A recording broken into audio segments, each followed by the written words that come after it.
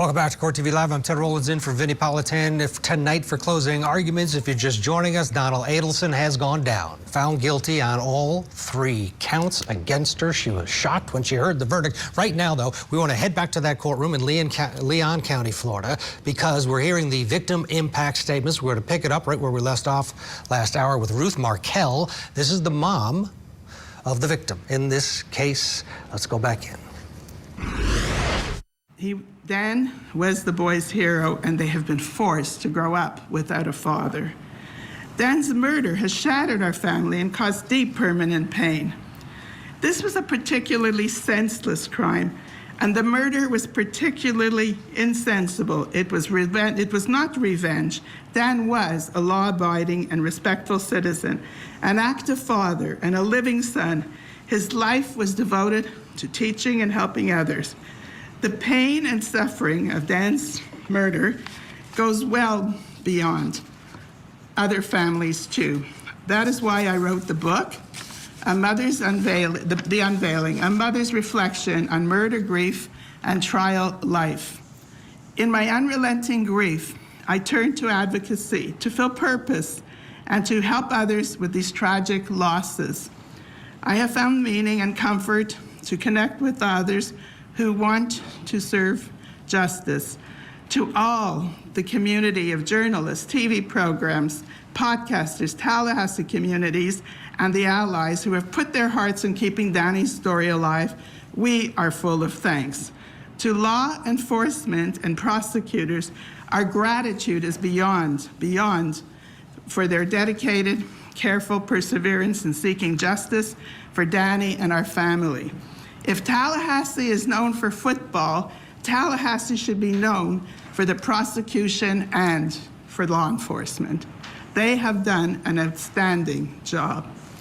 These extraordinary efforts underscore the brutal truth of our family's story. Danny's murder was orchestrated by his former mother-in-law, Donna Adelson, and other co-conspirators, and is a crime of cruelty. It is a murder of grief, a murder of selfishly prioritizing one's own desires over what is just or right. And at its core, this was a murder of convenience, so that one grandmother could live closer to her grandchildren. She killed their father and ripped the children from the other grandparents' lives.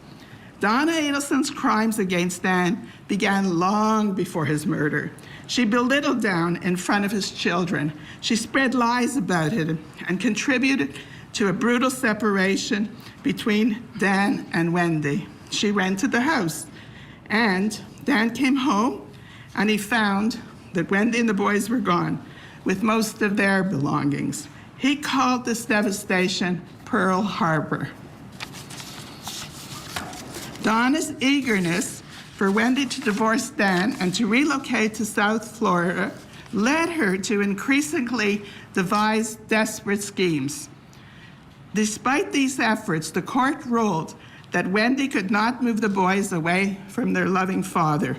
Failing to achieve her goal through legal means, Donna finally resorted to orchestrating Dan's murder. She plotted, planned, and paid for his murder. Donna's crimes led to further devastation.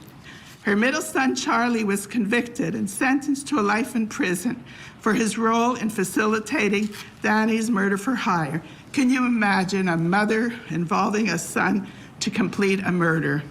Donna's eldest son, Rob, an honest and decent man, is estranged from the family. And her younger child, Wendy, has decided once again to relocate to another state. Her actions and those of her co-conspirators have caused children to lose their parents. Catherine McBanowitz, Freda Garcia, and Charlie Adelson, also convicted, are all convicted for life and have lost access to their children. Prior to her arrest, Donna's recorded phone calls with Charlie reveal their lack of a moral compass or capacity for self-reflection. She blames external forces for her family's curse. They're outside of her, but she is the curse, and lashes out angrily at witnesses who took the brave step to testify. Her modus operandi has always been to run from Tallahassee and then to try to flee to Vietnam.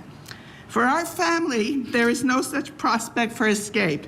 Danny's absence, and that leaves a hole at the center of our lives, no matter where we go. Yet Dan's murder was not enough for Donna. His death was not enough. Danny had to be fully erased from his beloved sons.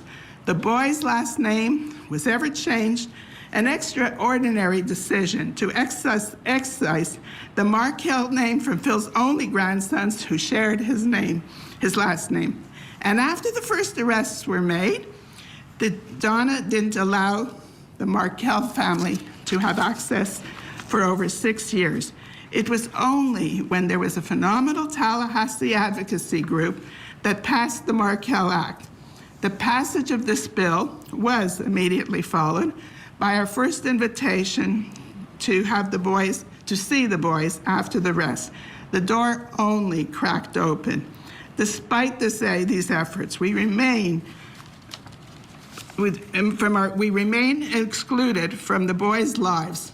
We were not at their bar mitzvahs or graduations. We have extremely highly choreographed visits and communications. We only wait for the day that Benjamin and Lincoln will visit their father and his grave in his father's history and his grave in Toronto. We want nothing more. The facts of Danny's murder, are difficult to swallow. The experiences Phil, Shelley, and I have been forced to suffer are profound as homicide survivors and victims of the criminal system. The lives of Danny's 2 sons, our grandchildren, were forever turned upside down by this crime. Benjamin and Lincoln were only preschoolers when their father was murdered, and now they are forced to confront and try to understand the unthinkable crimes of murder and the Adelsons' involvement. Our lives will never return to normal. For those who loved Danny and for those who Danny loved, there is no escape from the wicked effects of what Donna Adelson set in motion, carried out, and paid for, and for many years enjoyed the aftermath of.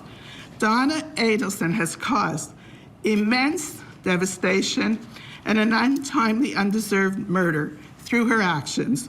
While no trial or verdict can ever heal the profound wounds caused by Dan's murder, justice must be served. I respectfully ask the court to impose the maximum sentence on Donna Adelson. Her lack of cooperation and remorse throughout the case demands justice, the justice that Dan's life and memory fully deserve. We are immensely grateful to the court for its careful and compassionate deliberation. Respectively, Ruth Markel. Thank you, Ms. Markel. Are there any other victim impact statements this evening? One more, Judge.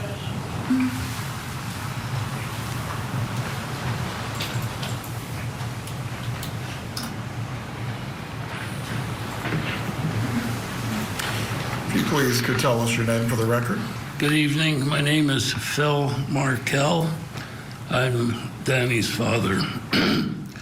Judge Everett, I appreciate the opportunity to speak about the impact of Donna Adelson's actions on my families and the families of so many others. While this victim impact statement is addressed to you, Your Honor, it is also intended for the Adelson family, Harvey, Charlie, Wendy, and particularly Donna. I would like them to understand and reflect on the deep and irreparable damage they have caused. The pain that they have caused my family is obvious and permanent, but they have also caused lifelong harm to their own immediate family and so many other families and children around. Donna's selfishness, cruelty, and complete disrespect for human life, along with that of her co-conspirators, have left families forever broken. Louis Rivera, his children have no father. Catherine Magbanoa and Sigfredo Garcia, their children have no parents. Charlie Adelson, his son, Roman, has no father. Rob Adelson and his wife and their 2 children have lost their uncle and grandparents. Shelley and Ian, my daughter, their 3 children, my grandchildren, are left without an uncle and are separated from their cousins. Of course, their heinous and callous actions have left me, Ruth, and Shelley without our Danny, and Ben and Lincoln without their father. For anyone to commit such a cold-blooded, unprovoked act of murder is horrific. For Donna, someone who claims to care so much about Ben and Lincoln, her sun shines. Her actions are beyond comprehension. She has harmed forever the people she claims to have loved. In the Jewish custom, we have an expression to always wish others to live to 120 years of age. For Donna, I wish her to live to 120, alone in her jail cell. I wish that every day of her remaining days, she thinks about the harm she has caused to so many, especially those 2 boys she claims to have loved so much. For these reasons, Your Honor, I ask the court sentence Donna Adelson to the maximum possible sentence. And my only short question to Donna, was it worth it? Respectfully, thank you. Thank you, Mr. Markel. Are there any other matters that the court needs to address this evening, Ms. Koppelman? No, Your Honor. With the PSI being ordered, the court will pronounce the sentence as to counts 2 and 3 after it's been completed. The parties have had an opportunity to review the pre-sentence investigation report and make any objections if they believe they need to. As to the 3 counts that the jury has found the defendant guilty of, I will adjudicate her guilty at this time, but the sentence will be pronounced as to the 3 counts at a later date. She is remanded for sentencing at this time. Lieutenant Henry, please notify the commander at the jail that the appropriate screening needs to take place to ensure that the defendant is in an area where she is not subject to any self-harm. For a case management date coming up, what would the parties request? Ms. Dugan's October court date, Your Honor.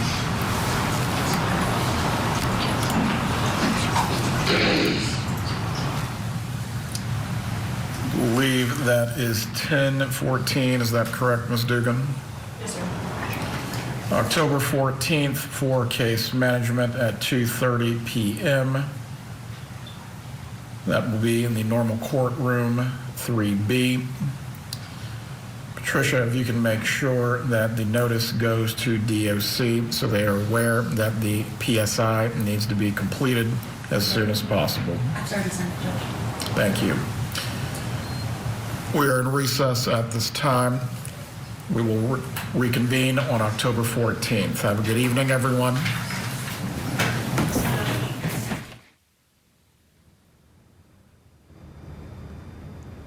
Well, there you have it. There she is, surrounded now by deputies. Harvey in the background, no chance to talk to Donna. She's been whisked off back to the Leon County Jail. She'll be back in court in October 14th. And there's Judge Everett. He was stern today. There she goes. Wow. That was something else. Donna Adelson found guilty on all counts. The Markels with some mic drop moments. We've got a lot to digest. We're going to talk with the prosecutor, the lead prosecutor, Georgia Kappelman. Our Julia Janae has her ready to go. We'll get a break. Much more of our coverage of the verdict of Donna Adelson continues on Closing Arguments. Join Court TV's Vinnie Politan with the latest and breaking true crime stories. Now, let's look at the other side of all of that. Vinnie Politan Investigates. Tonight, 9/8 Central, only on Court TV. Saturday nights on ION is our night. Let's go! Double headers every Saturday at 7 and 10 p.m. Eastern. The new Saturday Night Out is on ION all season long.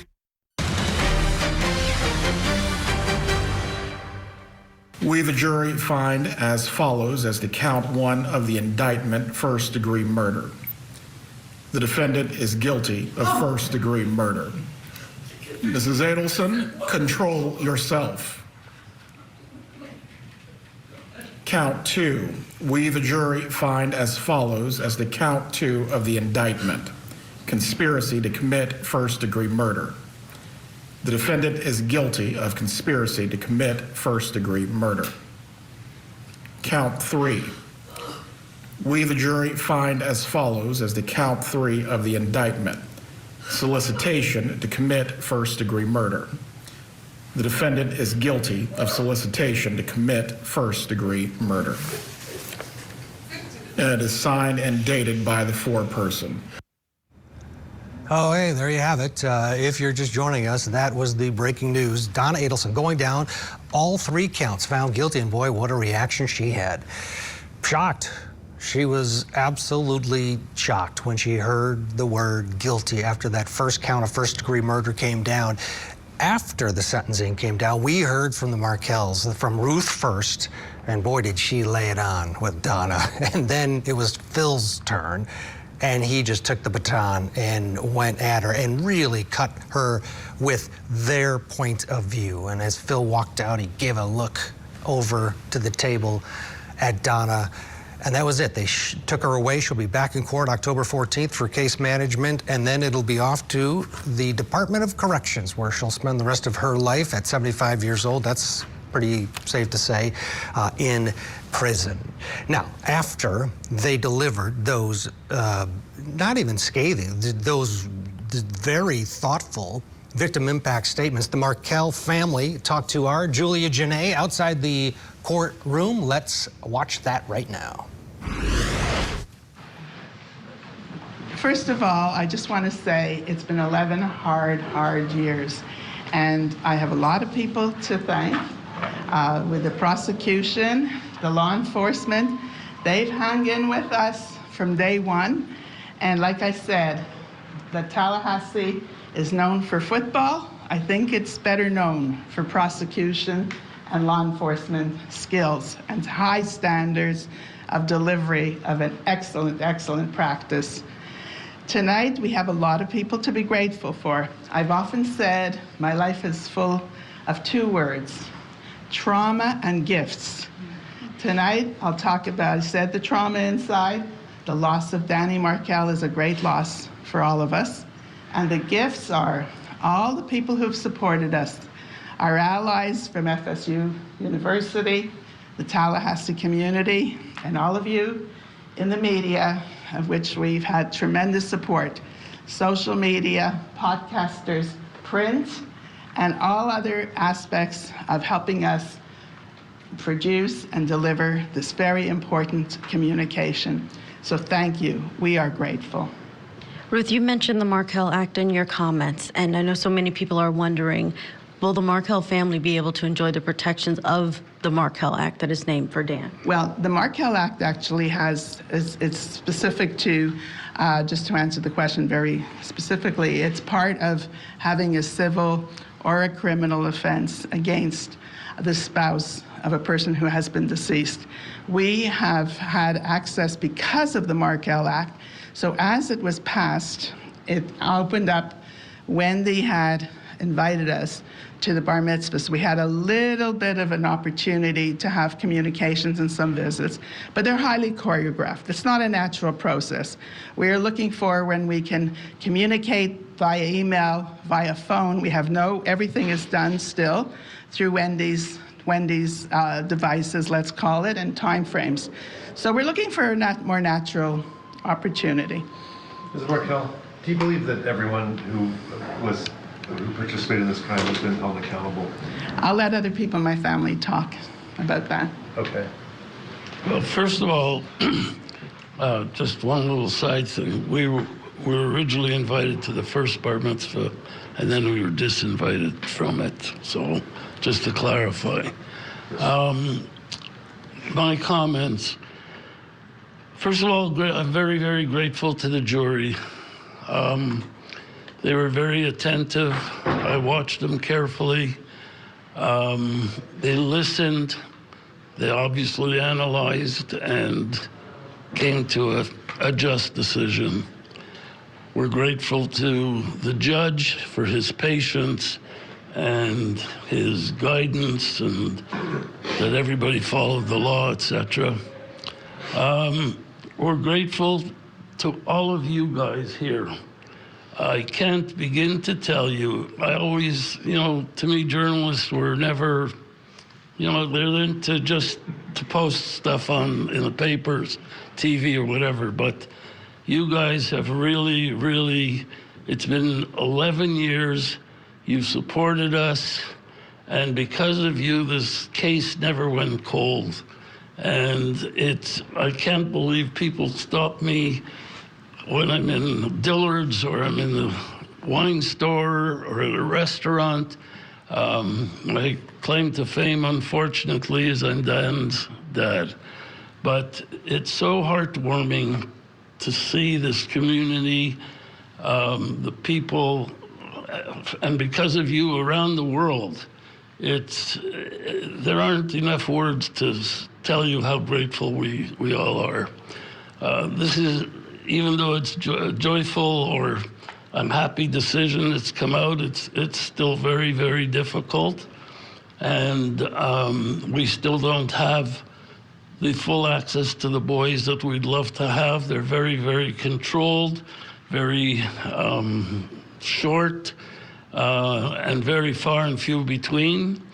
And it's, we just want anybody and everybody who had anything to do with Dan's death brought to justice. And until that day happens, I will not be fully a happy individual. And Phil, one of the, I think it's safe to say, one of the star witnesses in this trial was Rob Adelson. What was it like for you to watch him up there testifying for the government? Rob Adelson and I we actually haven't seen each other for a long time, but we do communicate via text, telephone, etc. He is an incredible individual. How this guy happened to come out of this family is beyond my understanding. I think we respect his bravery and his courage in doing what he did, and we really, we'll be very honored to see him and connect with him, but in particular, we really respect his courage. And Phil or Shelley can answer this. Did this one feel different? You had the hitmen who were prosecuted. You had Magbanawa, but now father to mother-in-law. There's a different kind of relationship between those two. To see her there getting found guilty, what was that like? I have to think how to answer that question. It's hard. Each one is very gratifying, obviously, and we're happy with the results. This one hurts, I think, a little more because of who it is. I made a very short little speech, but I think what I did differently this time is the harm to families, not just only ours, but to everybody involved in this mess. And so many children without parents, without uncles, aunts, cousins, etc. It's so hard to understand. She was an educated individual. She was a kindergarten teacher. Where did this come from? I don't know. I'm not smart enough to figure this out. I was just going to add that there is a certain satisfaction in this verdict, despite the fact that anyone going to jail is a hard thing to imagine, and obviously it's emotional, but I would say there's satisfaction in this verdict, and I would say that we're hopeful, really hopeful, that this will open the door for the future generations to, connect, for the cousins to connect, for, rebuilding a relationship with my nephews, their grandchildren, my children's cousins. This is, we hope that this will shed light. This will be the sort of element of truth that will be there for them to see. It'll be on the record for those kids to know in the future, and we would, welcome the opportunity to reconnect. And Shelley, what do you think Dan would say today watching his parents up there giving such eloquent, amazing victim impact statements, particularly Phil's last question? I think he'd be really proud. Danny was one to do presentations. He was the, really amazing writer in our family, and I think his parents, would have made him very proud.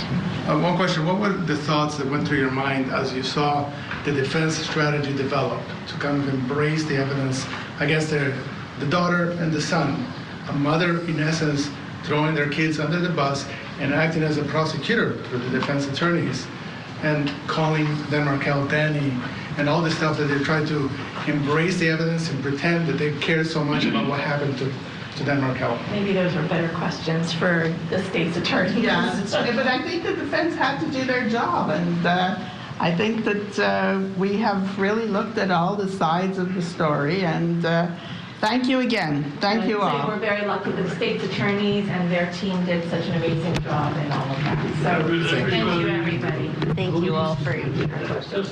Everybody. A long day. Thank you. Thank you. Safe travels. Thank you. All right, there it is. The Markel family addressing the members of the media, including our Julia Janae, who we'll be talking to in a bit to get her reaction. She was in the courtroom during this verdict. Again, Donna Adelson found guilty on all 3 counts. We'll get a break, and then they were just talking about the state's attorneys, that team. They've won again. There she is, Georgia Kappelman. We'll hear what she has to say when we return.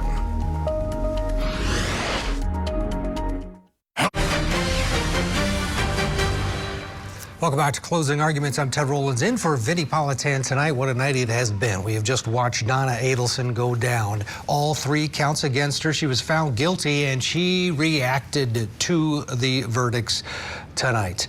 We watched her reaction in the courtroom, and then we listened to the Markel family.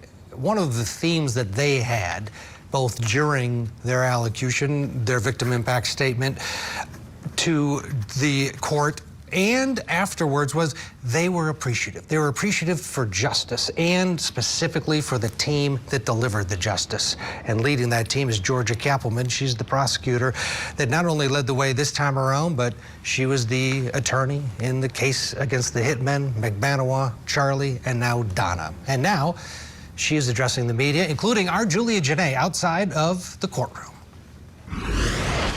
Here we go.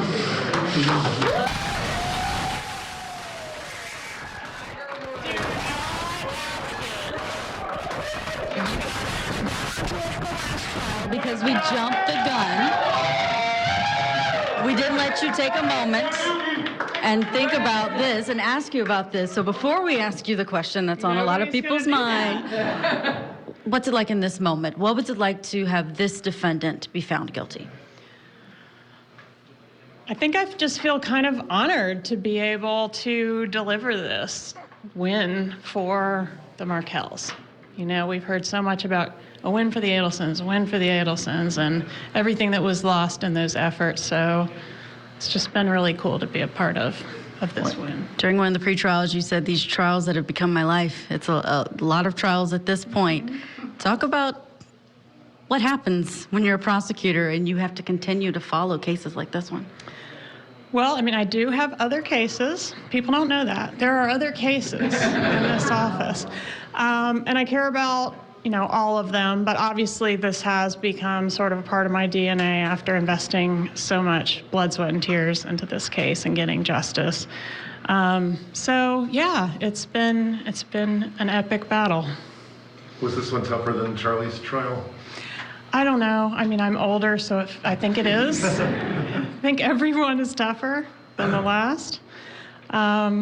Yeah, I don't know. I mean, more time passes and there's more stuff. There's more phones. There's more records. There's more emails. So it's a lot to organize, and it's a lot of little pieces to try to put together and try to create something cognizable that a jury can follow and get their head around. In Georgia, opening statements right out of the gate, Jackie Fulford appropriated Professor Markel's nickname, calling him Danny. A lot of people were upset about that. Did that bother you? Not as much as it bothered some other folks. I understood what she was trying to do. It was not the classiest move, and I think she kind of realized that and seemed to correct that over the course of the trial. But yeah, probably not a great move. And what about the amount of deliberations? It's roughly the same as Charlie, maybe a few minutes more, but not much. That surprised you? Because some people were predicting a longer deliberation. A little bit. I actually lost. I thought it would be slightly shorter, but I was being pretty ambitious. But yeah, it wouldn't have surprised me if it had been more difficult for them, because it was a large puzzle that kind of had to be put together. But I guess they got what they needed, and they knew what they had to do. Will this be the last prosecution, sir? You are asking the question. Why are you that guy? Were you surprised by the defense strategy of throwing Wendy and Charlie under the bus? And was the adoptive admissions ruling something that you pre-planned, or something that you all came up with at the last moment? We had a few incarnations of how to deal with the fact that she had adopted Charlie's really ridiculous story previously, and we didn't want her to be able to distance herself from that and create a new, better defense, which she did seem to kind of try to be doing. So we did want to try to shove that on her, and then try to explain that to the jury. Okay, here's this whole other defense that she already adopted, and it's complicated, and it has all its pushback that goes with it. So it did feel like a difficult minefield to wade through to be able to explain all that to the jury, but we wanted to make sure they understood that, hey, she's already committed to this defense that's a loser, and now she's trying to switch it up and go to this whole other place, and you've got to pick a lane. It can't be both. So I think that's kind of what we were trying to do, so hopefully we were successful. It sounded like the new investigation developed a lot of crazy evidence, including y'all were planning to use some phone calls that you were not able to use at the trial. Is the sealing of this evidence going to be unsealed once now that Donna has been convicted, or do you know? I don't know the answer to that. Yeah, I don't know. And you cannot still comment, I guess, about I think the not, details. since it's sealed, right? Yeah. All right, no comments about. Than you imagine it to be, but I don't think I should comment on it since it's sealed by the court How this did you time. feel when you found out that Donna was not going to be testifying? Something tells me you were probably salivating at the idea. I don't know about salivating. Yeah, it's not like I was gonna wow you guys with some amazing new stuff or anything, but I did put tons of preparation into that, so I was a little bit sad when I took my binder that had 110 tabs and packed it away. So yeah, I was a little surprised. She seems like somebody that would want to tell her story, but it gets trickier and trickier when all these stories are out there, and she would have had to navigate a lot of stuff to get up there. So I do understand why she made the decision she did, and I think it was a smart one, but I was kind of expecting her to testify.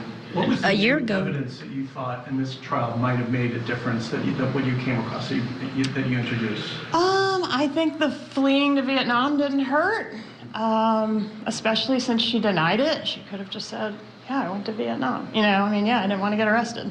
But she didn't do that. She oversold, so that was helpful. The VIN number and the planner. Yes. Can you talk about that? How did you guys find that? Was it an aha moment? Yeah. Kind of dumb luck. That thing is so dense, and there's a bunch of them, so we've just been sort of perusing them, and yeah, somebody just stumbled upon it and had an aha moment. What about Rob Adelson's testimony? How key was that? I think it was important, didn't you? I mean, I thought he was so genuine, and what a guy to be able to do that. You know, I mean, what a terrible situation for him to be put in, and to be able to rise above that and do the right thing. It's really impressive. Did you all wait for this trial to put him on? Why did he not testify previously? I just didn't want to do it to him unless I felt like it was absolutely necessary, and I really felt like we needed him in this one. Georgia, when do you have reason to be worried tonight? You said that word.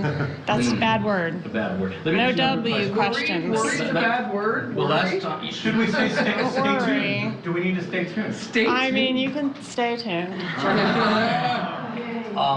One other question for me. I mean, your father played football. I understand. It was my first Knowles game, and I take all the credit. Oh, it was a great one. Lucky you. Go Knowles.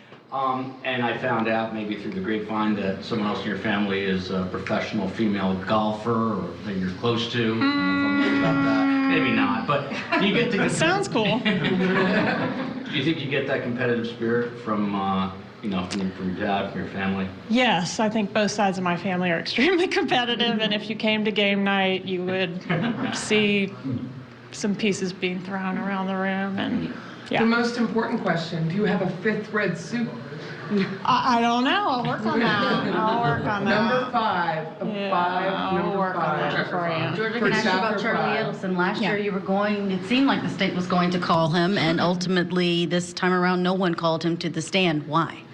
Because we didn't want to tangle with him unless we had to, and we felt like we were able to successfully get out the story that he told at his trial and marry Donna to it as much as we needed to without having to wrangle and tangle with him. If I'm not mistaken, this was the first trial where you guys were able to access WhatsApp messages. Was there a new am I right about that? Was there a new technological I can't advance? remember if we had any WhatsApp messages last time, but they are encrypted, so you really do have to get them off the device itself. So we were able to retrieve some threads from Donna's device. From Donna's device. Yeah. Was your all's case more polished? The demonstratives seem to be up a notch from before. Yes, that's because I didn't make them. I only directed. I did get some wonderful volunteer help, so I don't know if she wants a shout out or not, but. Yeah. Were there other things that were new and improved? Some of the witnesses even seem to be testifying a little smoother than before. I don't know. Or did they? I don't know. I don't know either. It's a blur. If the trial had gone it's forward, all one long day. If the trial had gone forward a year ago, you wouldn't have all the evidence from the new investigation. How significant was to have that note from Drina Bernhardt? Oh man, I thought it was great. All right, Georgia Kappelman, there she is. Boy, round of applause when she walked out of the courtroom. Let's bring our think tank. We haven't had any reaction yet. Richard Grundy standing by along with Josh Coles-Rude and Joanne Nevis. All right, guys, thoughts? Was justice served? Richard, you first. I think it was a huge day for justice. You know, my heart and soul lies still with the 20 years I spent as a prosecutor. Rarely do you see into how much work can go into a prosecution.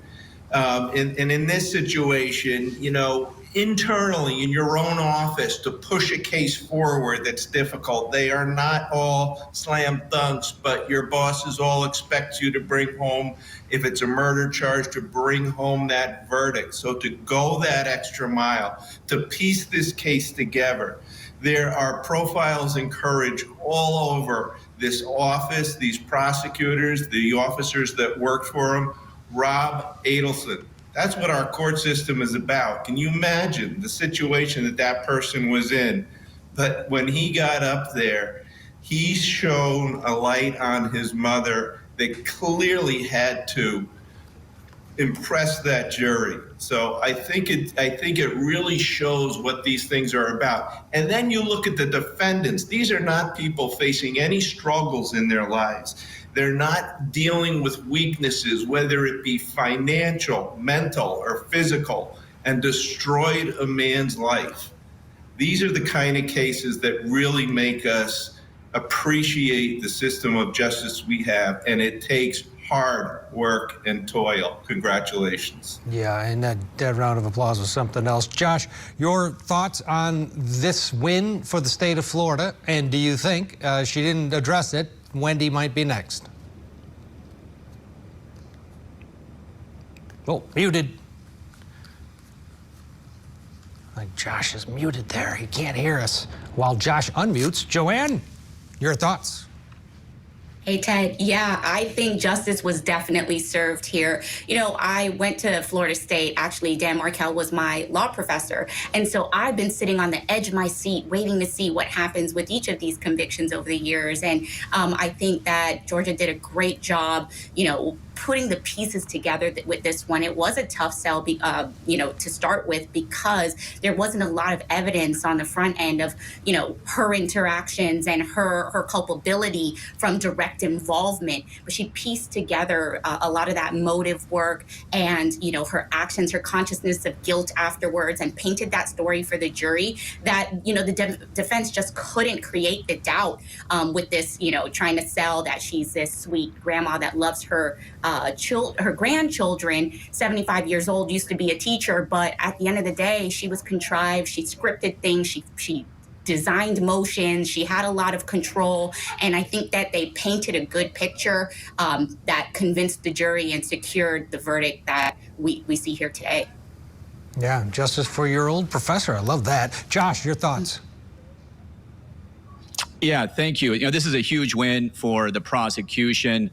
I think they started out a little slow, but that closing argument by Georgia was amazing. Now, I think that the defense shot itself in the foot a couple of times. You know, this was a circumstantial case, and the defense did what the defenses always do. They pointed out what was missing.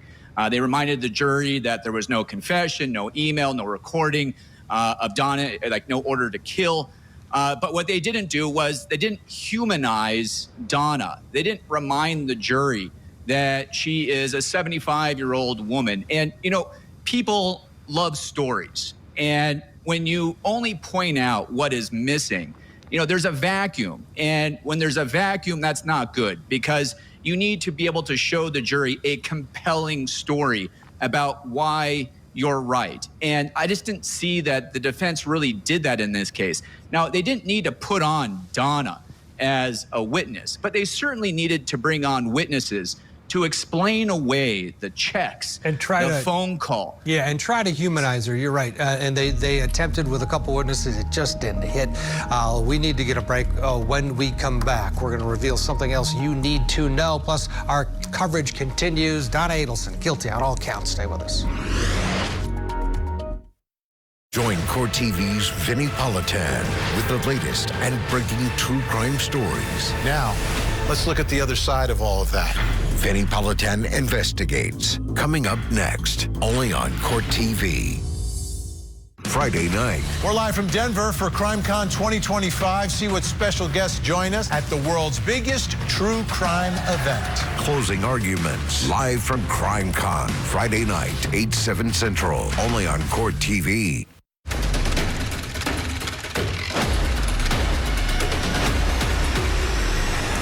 All right, time for something else you need to know. And you might be thinking, where's Vinny? Where's Vinny tonight? Well, that's what we're going to tell you. He's going to CrimeCon. He took his Learjet out to Colorado, and that's where he's going to be live from tomorrow. From Denver, CrimeCon special on Court TV starting at 8 o'clock. And then at 9 o'clock, a huge guest, Colby Ryan. Lori Vallow Daybell's surviving son is going to join Vinny, and they're going to talk about his mother's multiple trials. 9 o'clock Eastern is the interview. 8 o'clock Eastern is when Vinny kicks it off live from CrimeCon. Before we go, take a look at this picture. We need to show you. This is Serenity Curtis. She's 16. Last seen in Youngstown, Ohio. If you have any information on where Serenity might be tonight, call the Youngstown Police Department, or you can call 911, or of course wait 1-800-THE-LOST. Let's see if we can get her to a safe place tonight. Don't go anywhere. We have another hour of live true crime tonight with a special hour of closing arguments as we continue to react to the guilty verdicts against Donna Adelson. Stay with us.